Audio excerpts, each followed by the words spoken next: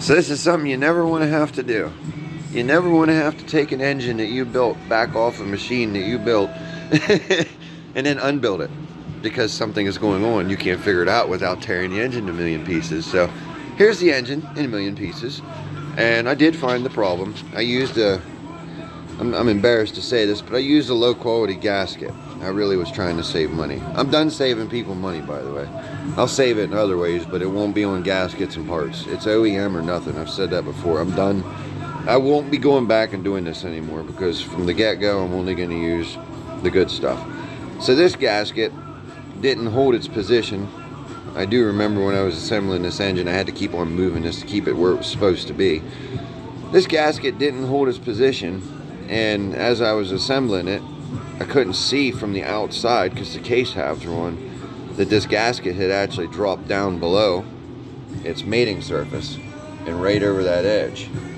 Well, right here is where your piston comes up and down, in and out.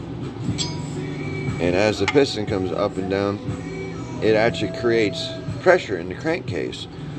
Well, on the top of the engine, you'll have a nipple where there's a hose, and this goes right to your intake tubing. So if a little bit of oil gets by here, it's not a big deal. It just throws it into the intake tubing. It's not a huge deal. You shouldn't find a bunch of oil in your intake and your airbox. If you do, then you're having a similar problem to what I'm having with this engine. But what it should do is, like say you're going up a hill and all the oil that's in here goes back in, and it wants to go out of the engine, so it'll go up in this little compartment. And after you set the engine back down, it'll all run down through a hole and right back down in the engine, and everything's fine. Well, with this gasket peeling back a little bit on the side, it actually created air pressure into the chamber and pressurized that oil to such an extent that it was just driving it into the airbox bad. It was driving it real bad.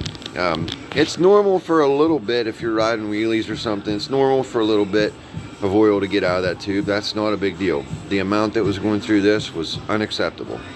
Very fortunately, none of these new parts were injured. Nothing was injured. The piston, the cylinder, camshaft, chain, everything looks great. No problems there. It was circulating the oil, but it was just letting the oil out of the engine. So we're going to rebuild this engine one more time with a good gasket kit, and that should be the end of this little 400EX's issues, I would hope. Because that four-wheeler has been between two guys, has a lot of money. It's one of the most valuable 400EXs on the market right now.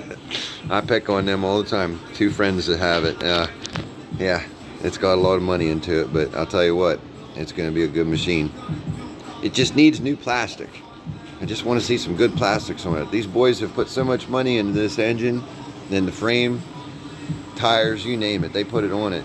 But the only thing it still has is bad plastic. So if anybody out there has some really cool 400EX plastics, hit me up with a message and I'll let them know, because I've been hounding on them to get rid of them, to make his four-wheeler look as good as all the money he's put into it. Oh boy.